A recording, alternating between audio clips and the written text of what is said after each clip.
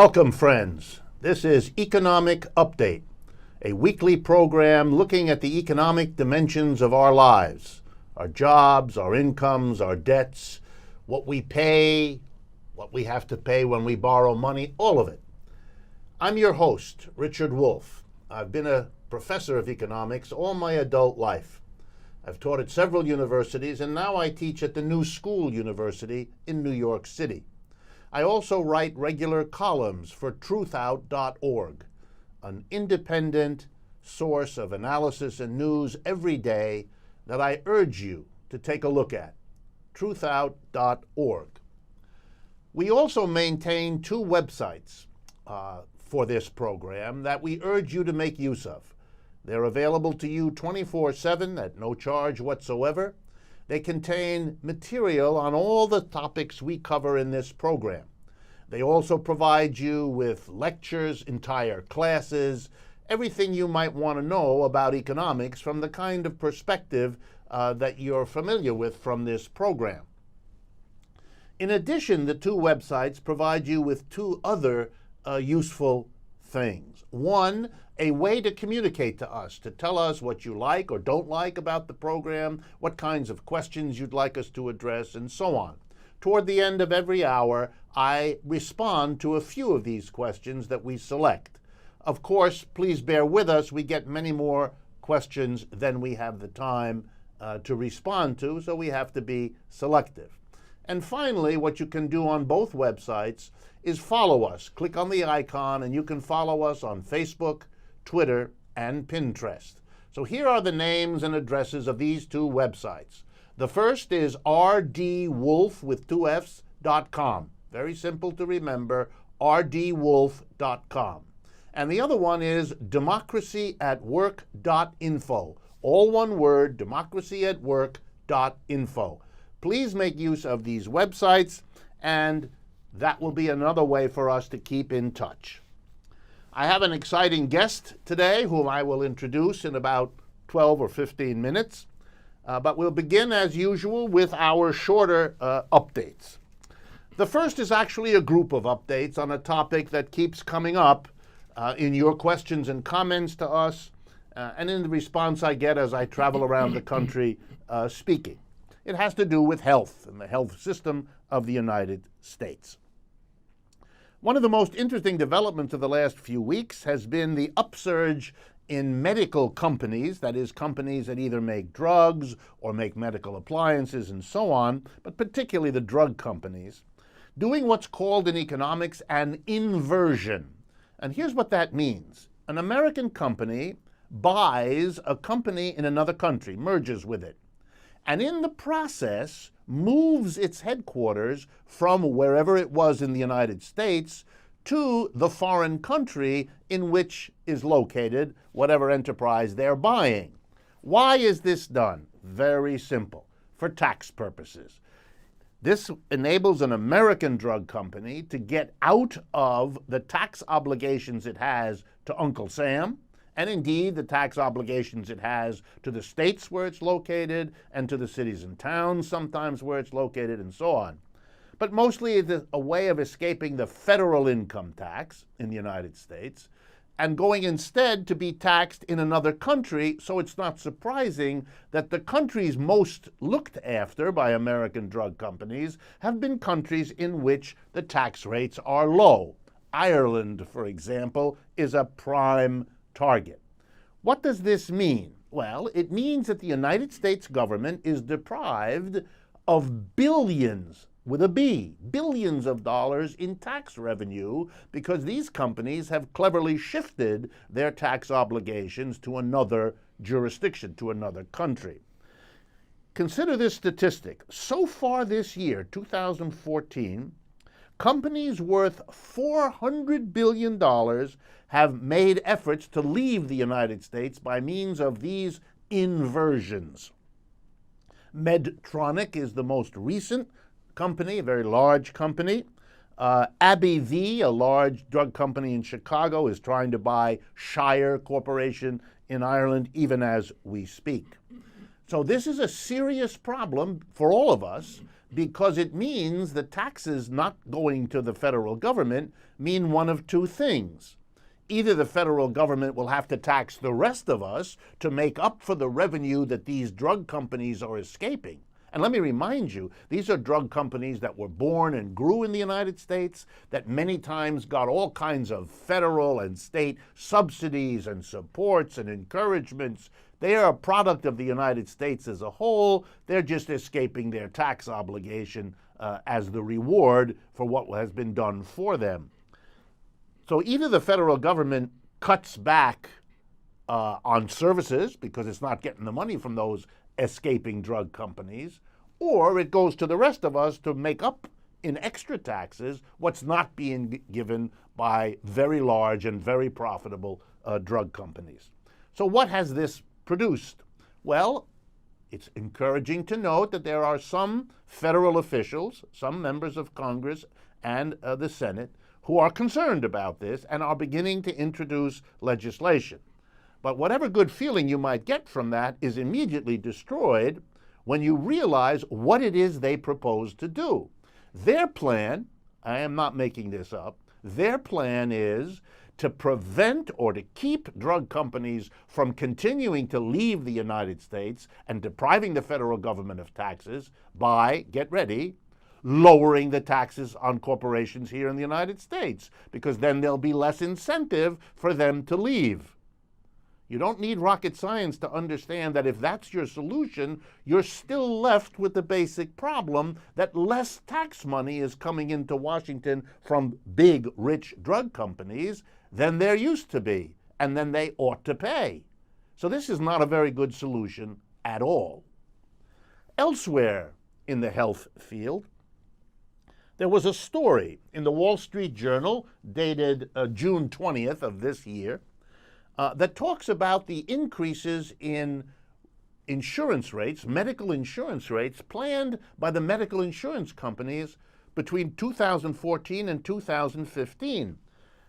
I was alarmed to learn that the projected increases go from 8.5% in 1 year all the way up to, ready, 22.8% over the next year. I then learned from the same article in the Wall Street Journal, an article written by Louise Radnofsky on June 20th, that between 2008 and 2010, the cost of medical insurance, not through your employer, but if you have to buy it yourself, went up more than 10% a year.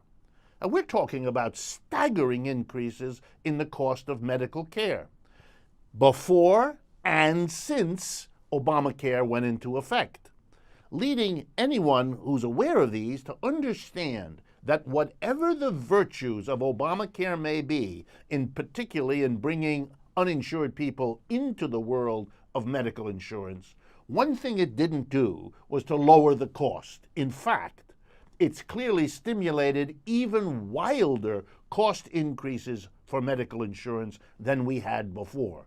It's a medical reform that left intact all the forces making medical care a major drag on the standard of living of the American people.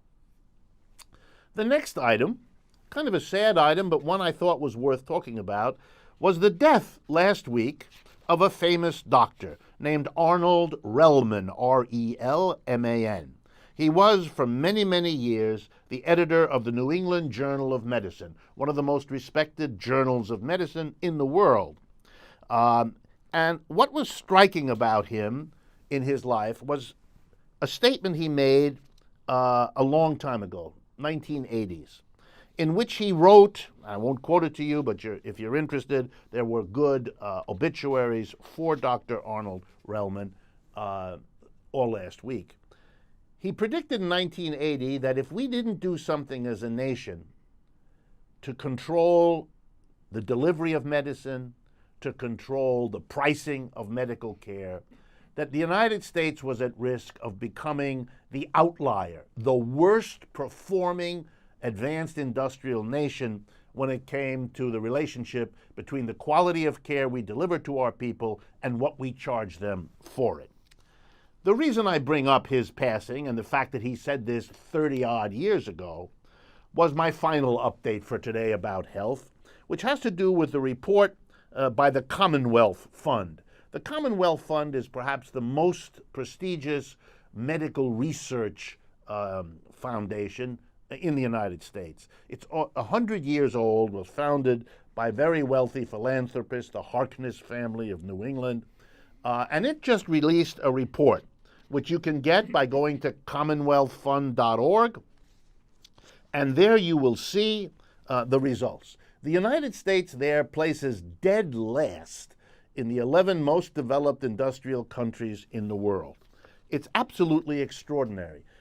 One of the most interesting results of this, besides the abysmal position of the United States, on the one hand, what it costs to get medical care in the United States, and on the other hand, what kind of medical care you actually get and with what medical results.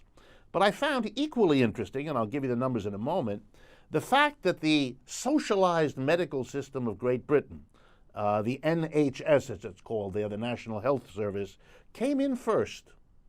That it was found by this American foundation to be overall the best system of medical care in terms of what it cost and what it delivered in the quality of medical life and medical health of its people.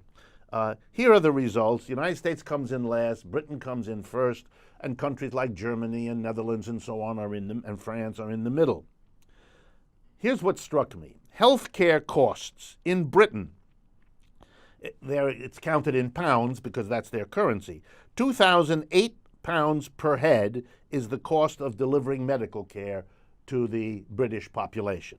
In the United States, 5,017 pounds. That's well more than twice the cost.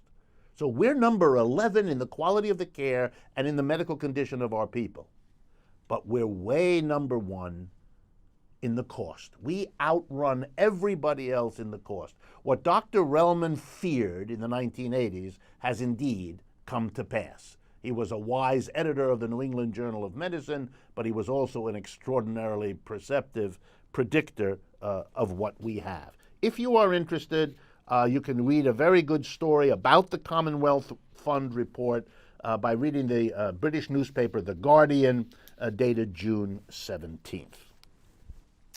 My next update, moving along quickly, has to do with the recent senatorial election, primary election in, the primary election in Mississippi. The incumbent, Thad Cochran, won re-election. I'm not so much interested in that as I am interested in understanding what was at stake in this election. Mr. Cochran made use and appealed to African Americans, who are a huge part of the population in Mississippi, to help him win the election. He was contested by Mr. McDaniel, a Tea Party favorite, and they struggled over what was happening in Mississippi. And I think there is an important issue. Mississippi ranks, as everyone knows, I think, who pays attention, among the poorest states in the United States, the lowest levels of education, the highest levels of obesity, and perhaps you don't know, but one of the highest in the percentage of reliance on the federal government. That is, Mississippi has a larger portion of the money it spends by the state government in Mississippi that comes from the federal government, much larger than most other states in the United States. It was a state, therefore, that is in trouble and depends on the federal government for an inordinate portion of what it provides to its people.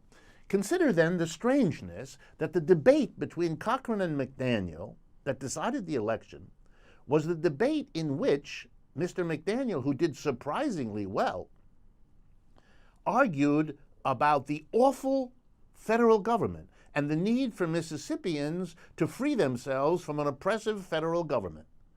Now, in a state that is dependent more than most on the federal government, where everything from schools to police services to hospitals get federal money more than most states, it's kind of extraordinary to make the federal government the problem.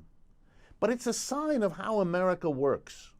The economic problems we have, and Mississippi has more than its share, we turn to the government to solve them. But we try to convince our people that the problem is the government. To not ask, why are we getting low wages and are we so poor? Why do we not have enough jobs? Why is our economy in such trouble? Instead of asking the business community that shapes our economy more than anything else to account for its failures in the state, we have a political system that focuses everybody's attention on the state, on politics, as if the problem were politics and not economics, as if the problem were politicians rather than the businesses who decide whether or not there'll be jobs in Mississippi, whether or not they will hire people in Mississippi, whether or not they will pay them living wages, and so on. Something to think about. An economic system that abuses people and then gets them to be angry, not at the business community that shapes the economy, but at the politicians. Very interesting system, very good for business, but not so good for anybody else. Final short update. I don't want to eat too far into our guest and the interview.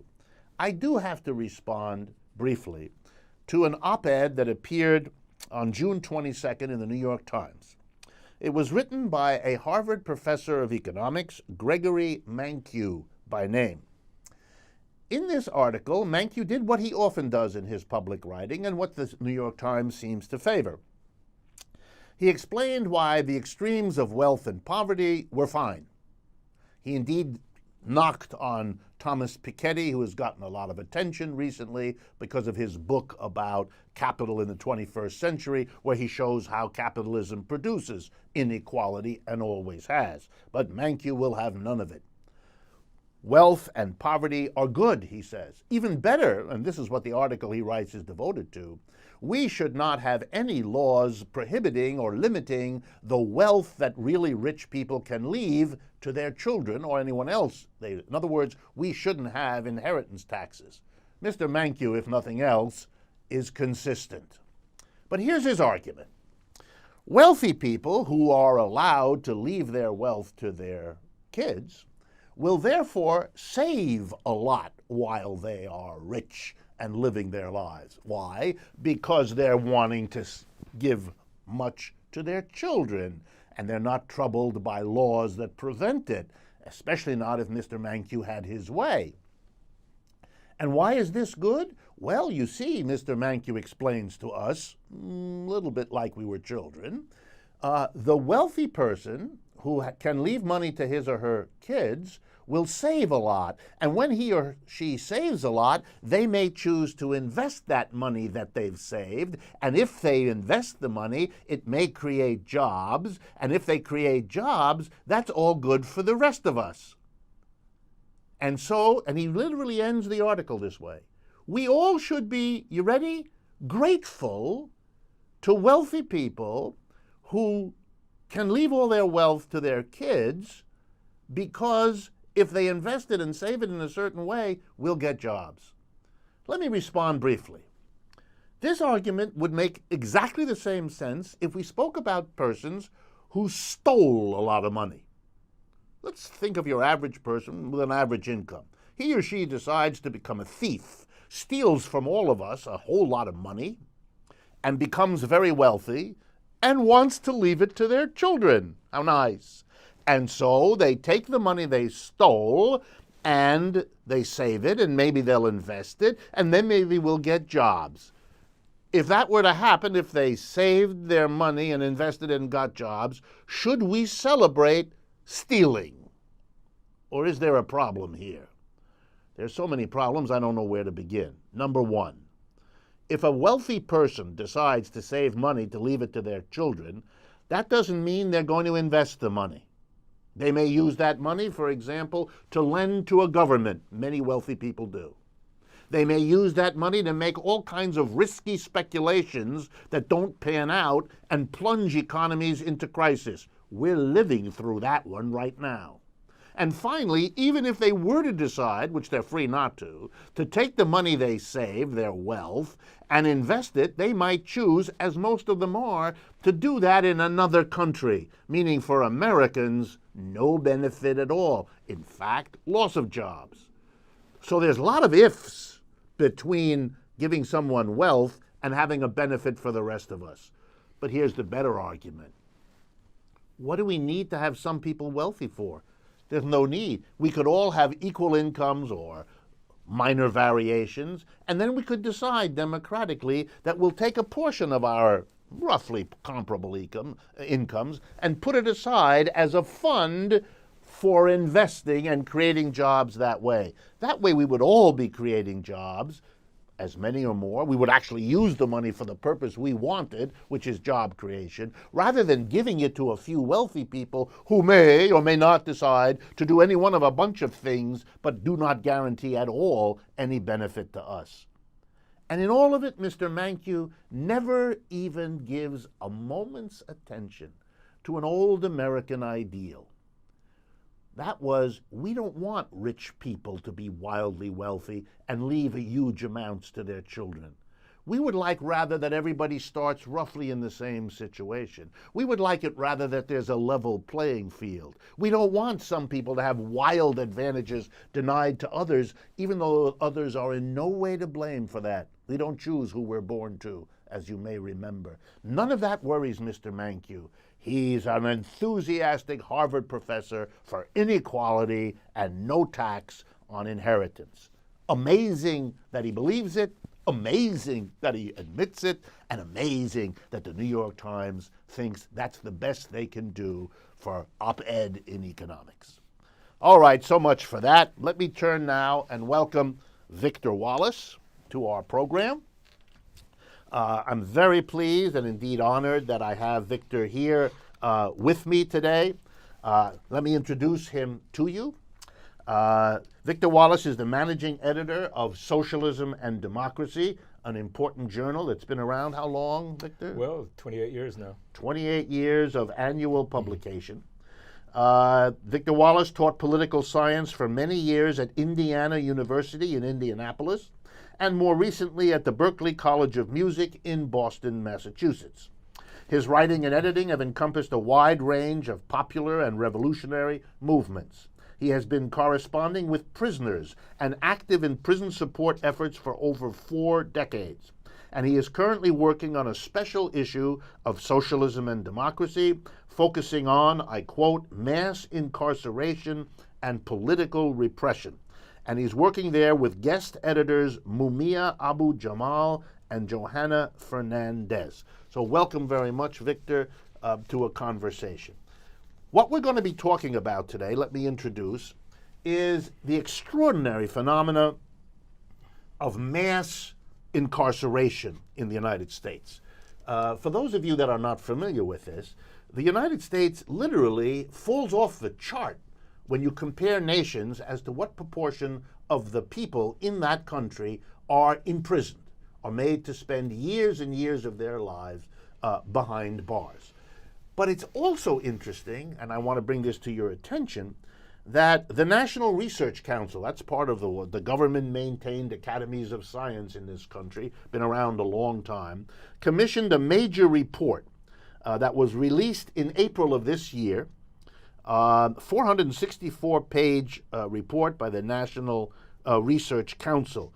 And there was an excellent story about it, if you're interested in looking at it, in the Washington Post on April 30th. What they point out is also that for most of the history of the United States, we had the following statistic for the number of people in jail. Hovered around 100 people per 100,000 American citizens. At least back as far as the 1920s, that was stable. It was around that number in the 20s, the 30s, the 40s, the 50s, and the 60s. Something happened in the middle of the 1970s, and we suddenly departed from our own history and put quantities of people in jail like there was no tomorrow. Let me just give you the basic statistic. Between the mid-70s and today, the number of people in jail per 100,000 Americans went from that average of 100 over the last half century, before the 1970s, up to, you ready, 700 per 100,000. A 7-fold increase over the traditional norm. Something is extraordinary in the United States, And what I want to talk about with Victor Wallis is the whys, the wherefores, the meanings, and the implications. So let's start, Victor. Tell us as best you can, before we take our mid-program break, why? Why do you think we put so many people in jail relative to our population? Why did it explode after the 1970s? What's going on? Yeah, I mean, everything comes together in a way, and it's a real segue from what you were talking about earlier, because the criminality of the establishment, including both the private and the government sectors, is involved in this. I think this whole expansion of the prison population coincides with the period of financialization of the economy that you've talked about. It also coincides more directly with the cutting back of welfare, the whole right-wing reaction that took place in the 1970s, and all that had previously been spent on welfare going instead into funding the incarceration. And more specifically, it was the drug war was the technique. But I think what really started the whole thing going in a political sense is also the fact that there had been a terrific liberation movement on the part especially of African Americans, who of course are a disproportionate percentage of the prison population, resulting in the final legal victory over formal segregation in the South, the legal establishment of the right to vote for everybody irrespective of race and so on. So now, comparable to the period right after the formal abolition of slavery, there was a drive to kind of find some functional equivalent of that kind of repression to control the population.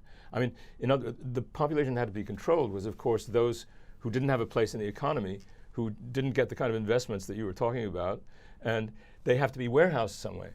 And they can no longer be kept under control through the traditional segregation laws. So now the new method is criminalization.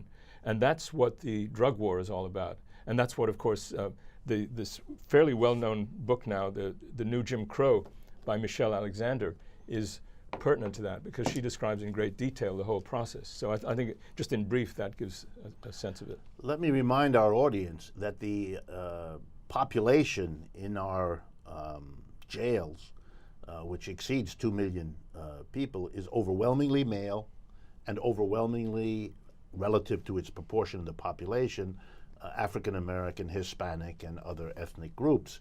So there is a bizarre kind of transition that you're pointing to, Victor.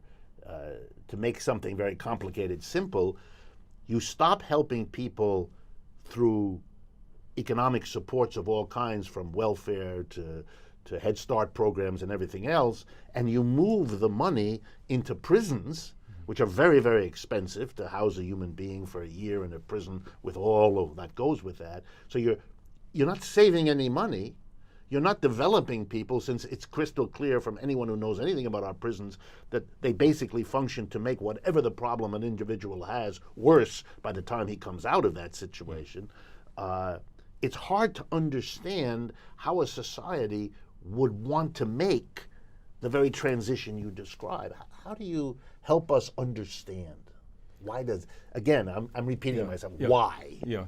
Expand on what you were saying. It's the politics associated with the right-wing reaction in the 1970s, that began in the 1970s and culminated with the election of Ronald Reagan in 1980, and the appeal to a kind of backward-looking segment of the white population, which is served very well by this system, because one of the characteristics of the prison system, the way it's set up, is that it's like an employment creator for people in remote rural areas of the state, and it accomplishes several purposes by that setup, because most of the people who are incarcerated are from the major cities of the respective states, and yet they're sent at great distances from where they live.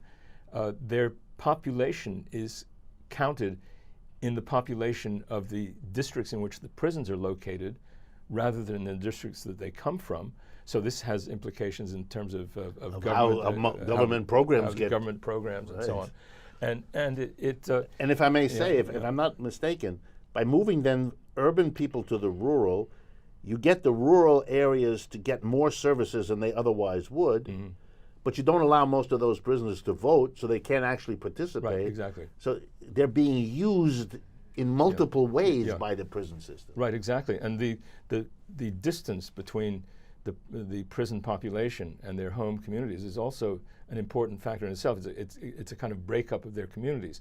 So this whole process of criminalization, including the drug war, was a way of breaking up any possible resistance of the kind that was developing with the liberation movements of various kinds that were forming first out of the civil rights movement, the black liberation movement in a broader sense. So it was a whole reaction against this, which was initially in the form of direct repression, like the FBI's campaign against the Black Panther Party, the assassination of Fred Hampton and others, and so now a more systemic approach to undercutting the communities out of which those movements emerged by getting them sunk into the drug economy and then using that as a pretext for control, and with the result of having this mass incarceration. Okay, we're at the halfway point in our program. I'm going to take a very short break, and then we're going to come back to Victor Wallis, and I'm going to pick up by asking him to talk a little bit more about this broader political dimension of what would otherwise be seen more narrowly in terms of crime and punishment and all of that. So please stay with us. This is Richard Wolff. This is Economic Update. We will be back in a very few number of seconds. Capitalist crisis heaps heavy costs on us for years. Bailout solutions help only the top. For most people, a new and better solution is needed. We call it democracy at work. Democracy at its best brings people to equally share self-government. Yet democracy is absent from our economic system. Corporations now distribute costs and benefits unequally, serving few and burdening many. Real democracy requires economic democracy, and that begins by changing our workplaces. Instead of capitalist enterprises, our goal is workers' self-directed enterprises, or WSDEs. In WSDEs, the workers will together be their own board of directors, really become their own bosses. In WSDEs, all workers will have two jobs: your particular task in the office, factory, or store, and your full democratic participation in deciding what, how, and where to produce, and how best to use the enterprise's profits. If workers directed as well as performed the work, would we pay some workers millions while leaving others homeless? Would we cut families' health care for huge bonuses to a few, move jobs overseas for extra profits for a few? If workers decided how to use profits, then it would be us, and not tiny corporate boards that would pay the taxes and fund the politicians. And we would finally end unemployment once and for all, making jobs a basic right. People have long dreamed about democratic workplaces, so they created cooperatives of all kinds. Democracy at Work is a new partner in this movement. Join us. Help turn this crisis into a movement for a better society.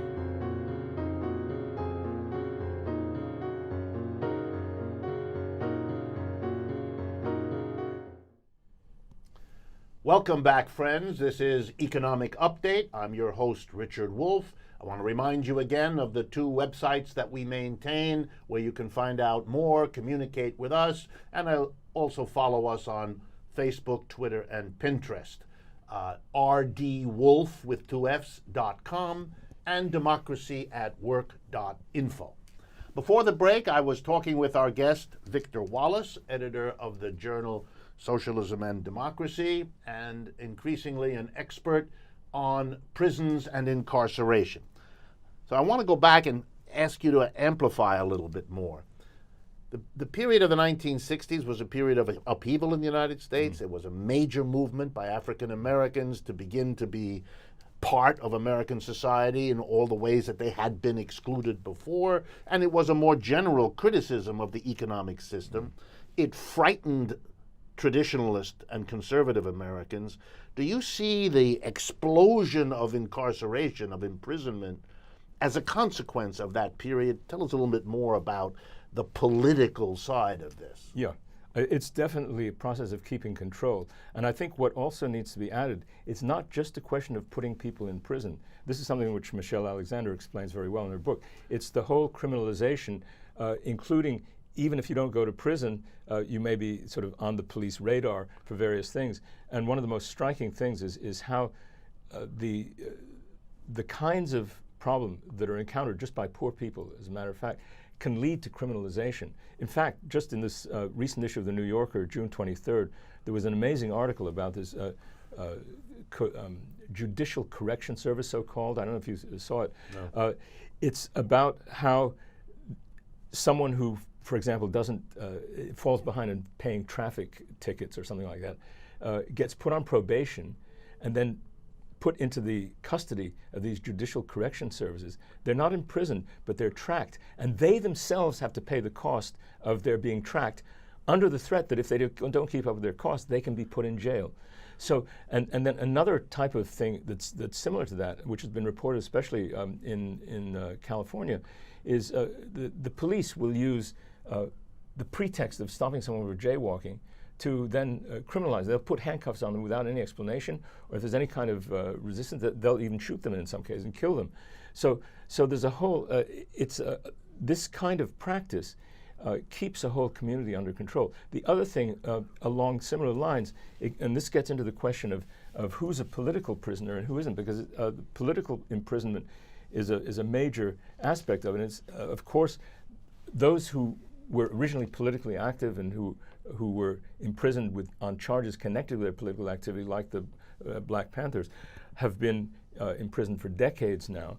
But in addition to that, there are people who, as a result of their experiences, become politically aware while they're in prison. Not only become aware, but they start organizing, they become whistleblowers in the prison, and they are subjected to extra punishment. And there's such a culture now within the prison industry of imposing extra punishment. It's considered not to be enough to confine someone, that you have to deprive them of every possible sensory stimulation and deprive them of medical care when necessary and so on. And then the other thing is, part of this also, the private sector gets into the process as well, just as they did in this judicial correction service, which is a private enterprise. Some of these, the population of private prisons has increased even faster than the general prison population, especially among incarcerating immigrants. And of course, they have a terrific interest in maintaining a high prison population, and also in passing off the costs onto the prisoners themselves. So increasingly, people are caught in a bind. They're subjected to surplus punishment, you might say. It's not enough to lock you up. You have to be sort of stripped of every conceivable right.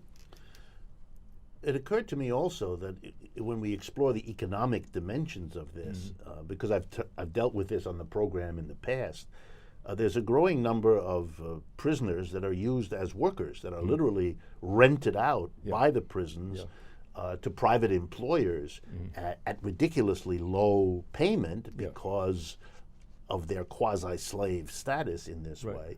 That has an effect because it lowers wages in an area or a region, because the regular non-imprisoned worker is effectively forced to compete with much lower payment for that.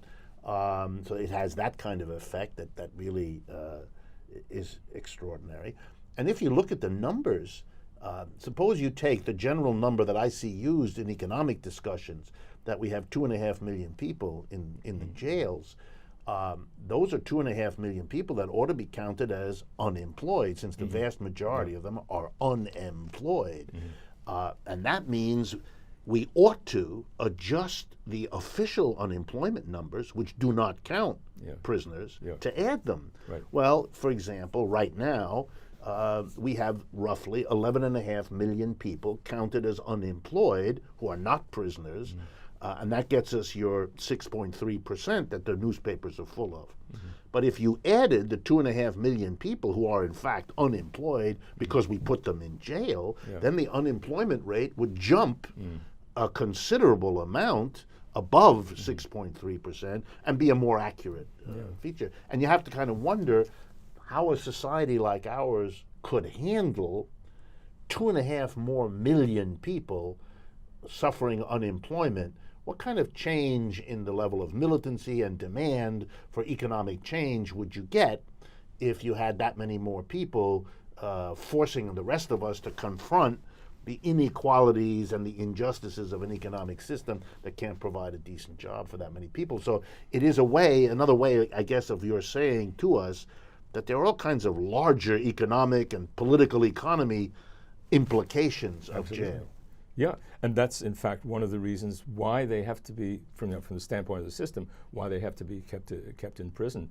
And also, I should add to that for the people who are subjected to this, when they come out of prison, it's so difficult to get a job as well.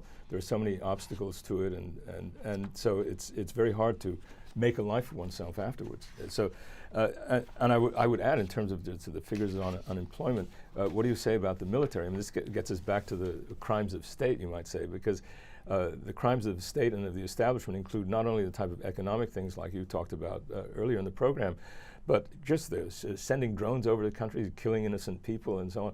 All this, there's such an atmosphere and a culture of violence and criminality that it's, in a sense, one has to look at any kind of definition of crime used to incarcerate people within that context, and that so many of the people who are caught up in the so-called criminal justice system are not at all of a criminal mentality, but have been either forced into sort of petty crimes of one kind or another, or have been criminalized for things that are not crimes at all, just for asserting their dignity. And when a police officer stops them for something like jaywalking or something like that.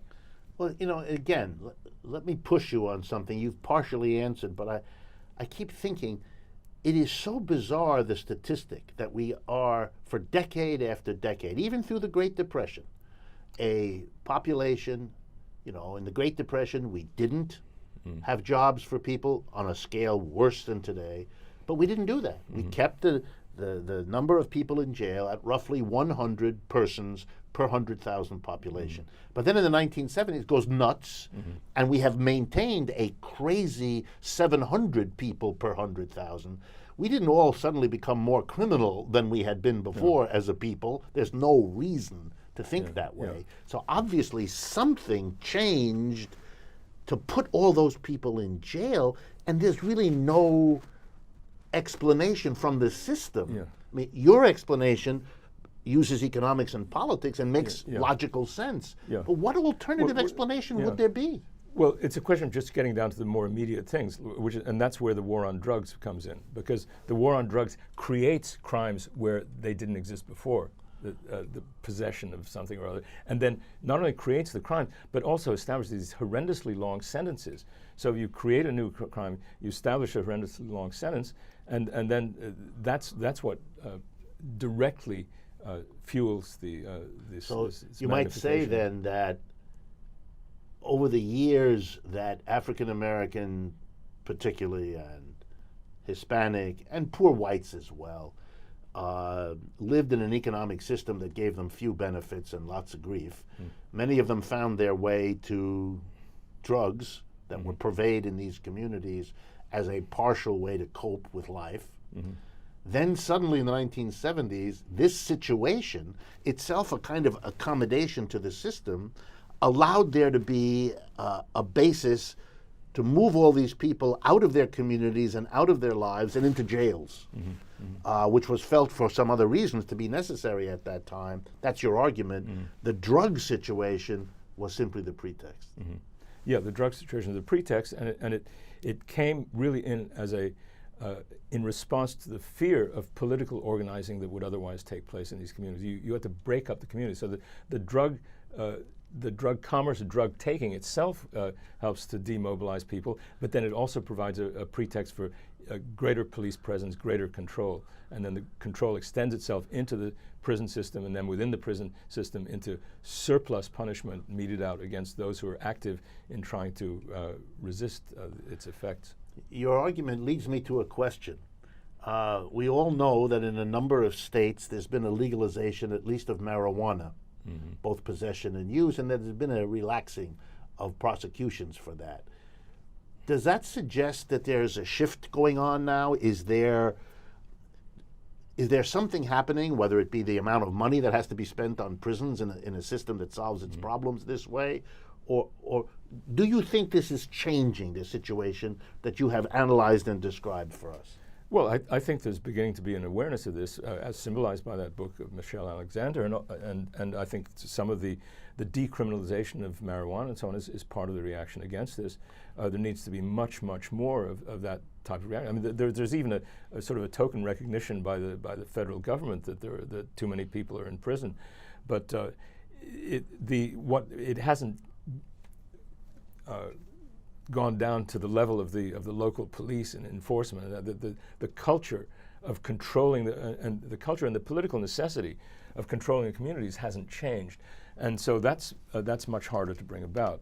And there has to be, there are movements of people within the prison. There's a terrific political education going on in the prisons, and all this is fueling greater awareness on the part of people about this problem. And I think especially the communities that the prisoners come out of need to be aware of this. They're becoming more aware of this. So there is some kind of resistance, but so far it hasn't been enough to really change the big situation. I'm struck also that you talked earlier about a continuum, that it's not just the question of the people literally sitting behind bars in a prison or a jail, but it's the probation system that they are forced into. But I can think now of more and more based on what you've so interestingly told us. The stop and frisk movement, for example, the opposition rather to it, that was very strong here in New York as well as in other areas. Well, stop and frisk is another control mechanism. Having the police be overly present in the community, to be rough with people in the community, to stop people much more readily if they're African American or Hispanic or whatever. These are all then parts of a system, only one portion of which is the actual prison. And then if you then increase all the numbers that are affected, now you're talking about impacting a major part of our society. And of course the disenfranchisement of former felons, which is 6 million is estimated of number of people who can't vote simply because they've previously served a prison sentence. It makes a huge difference. Very interesting, because we used to say about people who had been imprisoned, they've quote unquote paid their debt to society for the crime they committed, and therefore they oughtn't to be made to suffer if they've paid the debt. It's like saying you've paid the debt, but you got to pay some more in the form of not voting or having a hard time getting a job. When is this special issue of Socialism and Democracy that deals with all these questions coming out, so that interested listeners might look for it? It's scheduled for publication in November, and you can keep track by going to our website, Socialism and Democracy, SDonline, one word, .org. And yes, look us up. Victor, thank you very, very much for joining me, and I hope all of you think about the economics and the politics of incarceration, because they play such a large role both in our history and in our situation today. Thank you again, Victor, very much for coming. In the remaining time that we have on our program today, I'm going to be dealing with some of the questions you sent in. One question was, would I update everyone on the gender wage gap? In other words, what does the latest research show on the relationship between the incomes of women and men in the United States? Have we achieved what several laws passed back in the 20th century committed the United States to, which is wage parity? That is, that women and men should be paid the same for comparable work. It used to even be called the comparable worth struggle. Well, I have in front of me, in answer to that, the latest research from the Institute for Women's Policy Research in Washington, D.C. The director of that, Heidi Hartman, a person who went to graduate school with me many years ago, is the leader and has been for a long time. And they produced a research fact sheet dated April 2014 called The Gender Wage Gap by Occupation. And so here's the bottom line for those of you that asked. During 2013, the last year for which total data were available, median weekly earnings for female full-time workers, median means 50% of women had more than this, 50% had less. So it's a kind of general measure. The median weekly income for a full-time female worker in America was $706. For men, a median weekly full-time employed man earned $860 in a week. And that means women earned 82.1% of what men earned. In other words, nothing remotely like parity. It may be better than what it was in the 50s and 60s, but the notion that we have come to a situation where women and men earn comparable income for comparable work has not been achieved, is not being achieved in the United States, and that is the answer to your question. Second question comes from Great Britain. Thank you very much for sending it in. But the answer to this question, I think, affects everybody, so that's why I chose this one. Recent statistics show that house prices in Great Britain, and even more in London, are taking off again. They're rising at a clip in London of 20% per year increase in housing prices, and in England as a whole, not far below 10%. These are levels that were first seen in 2007 and 8, just before the crash of our economy, and then they were seen again in 2010 because in England the crash resulted in another boom up and then another crash. So here we are, the third time peaking at these crazy numbers. What is going on? Well, the answer to this is not that the British people are unusual in how they behave. Similar patterns are evidenced elsewhere. What's going on here is an economic dimension of modern capitalism. If you produce extreme inequality of wealth, and the British are doing that, like the Americans are doing that, and many others, you are creating huge pools of wealth in relatively few hands. And because of that, the mass of people do not have the wealth they once had because it's been concentrated in a few people's hands. That means the average person is able to buy less in the way of goods and services than he or she used to be able to. And that means for the wealthy, there's not much incentive to take their extraordinary wealth and invest it in producing goods and services, and therefore creating the jobs they want so much credit for. And the reason they're not doing it is not because they're mean-spirited, but the mass of people don't have the buying power. So there's no point in taking your wealth and investing it in production because you can't sell the product. So what do the wealthy do if they don't invest their wealth in job-creating production? Well, one of the things they do is speculate in real estate. They start buying each other's homes and bidding up the price. They all enjoy this because they're becoming more and more wealthy as the value of their homes goes up. But it's a kind of frenzy that pretty soon gets to levels of housing that collapse because nobody can afford it anymore. That's been the history of Britain. They had a collapse in 2008. They had another collapse in 2010. And they're now so worried that Mark Carney, the governor of the Bank of England, is saying publicly, we're facing another risk of catastrophe. My point, if you leave a capitalist system to work its normal ways, to concentrate wealth in relatively few hands, as Thomas Piketty's book shows us, and as we've discussed on this program, one of the results is the periodic real estate boom that becomes a real estate bubble, that becomes a real estate bust, spreading its disaster all over the economy. Remember, we've plunged into our crisis in the United States, starting with the subprime mortgage disaster. That's when the cost of housing and the borrowing that built it up was no longer sustainable. This is a system problem. It's not going to be resolved by this or that change in interest rates or anything else. Next, one of you asked me to talk again about the wealthiest in the world. I do get quite a few comments from all of you that I appreciate about those that are the wealthiest amongst us, and I can understand the fascination, but I'm going to try to develop a perspective on that you might not be used to.